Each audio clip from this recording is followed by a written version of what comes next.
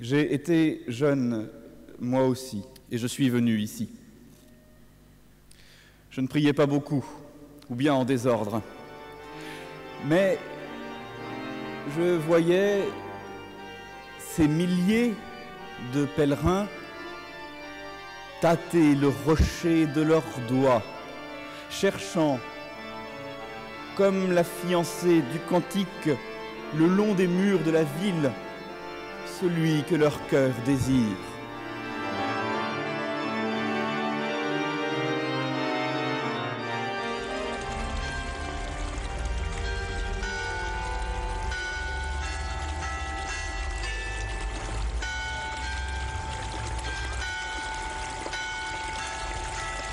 La grotte a toujours été pour moi, une sorte d'énigme. Pour moi, on ne peut pas faire plus contraire d'un lieu de culte que cette grotte. C'est un lieu qui est obscur, qui est très humide, qui est très minéral, qui est assez dur à regarder. Et je pense qu'elle signifie plusieurs choses à la fois. D'abord, la grotte, c'est le lieu où l'on se cache. Et lorsqu'on prie, on va souvent quelque part se réfugier, ou se cacher, ou s'isoler. Quand on va vers le rocher à Lourdes, on va vers le lieu où Marie est apparue. Et toucher ce rocher, l'embrasser, est un signe de vénération envers ce lieu qui a été en quelque manière associé à l'apparition de la Vierge Marie. C'est aussi une manifestation d'une parole plus profonde du Seigneur, le Seigneur est mon rocher. Si on s'appuie sur le Seigneur, on bâtit sa vie sur du solide. Et je crois qu'il y a aussi cette signification très profonde de mettre sa main sur le rocher pour montrer qu'on veut construire sa vie sur le Seigneur.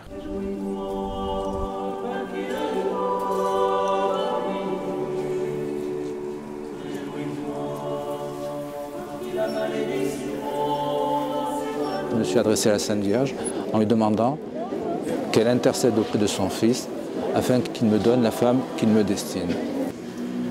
Je demande au bon Dieu d'aider ma fille parce qu'elle a 5 enfants, elle est toute seule avec eux et j'aimerais qu'elle réussisse son examen. Le rocher, on le touche. Il y a une sorte de supplique au rocher. J'établis un parallèle entre le geste spontané de toucher le rocher qui n'a pas été demandé par la Vierge Marie et le geste de cette femme qui n'était pas juive, qui touche le manteau de Jésus et qui est guérie avant que Jésus ne se retourne. Toucher le rocher, c'est le geste de la dernière chance. Exactement comme le geste de cette femme qui n'avait pas droit à la promesse, qui n'était pas concernée par la promesse, est un geste de la dernière chance. Seigneur, ça fait 15 ans que je cours les médecins, rien ne me guérit, je n'avais que cela. Elle touche le manteau, elle est guérie.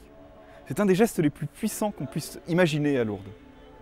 Et je trouve fabuleux que le peuple chrétien se soit emparé presque sans consigne. La Vierge Marie n'y avait apparemment pas pensé, mais le peuple chrétien l'a fait. Quand tu touches la grotte, sache que la grotte représente deux choses, le Christ, notre rocher, et aussi l'inverse, la dureté, l'endurcissement dont l'homme est capable. Soit c'est le Christ, si on s'abandonne à lui, soit ça devient l'endurcissement du cœur de l'homme.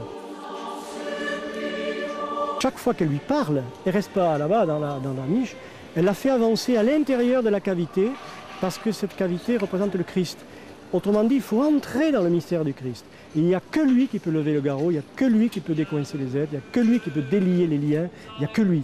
Les êtres tout seuls, à un moment donné, ils n'y arrivent pas.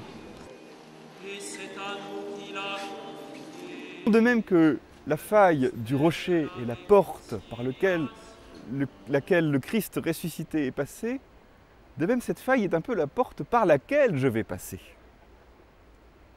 Je vais, à un moment dans ma vie, que je ne connais pas encore, écarter l'obscurité de ce rocher pour aller moi aussi vers la lumière et la résurrection. Drôle d'endroit que la faille.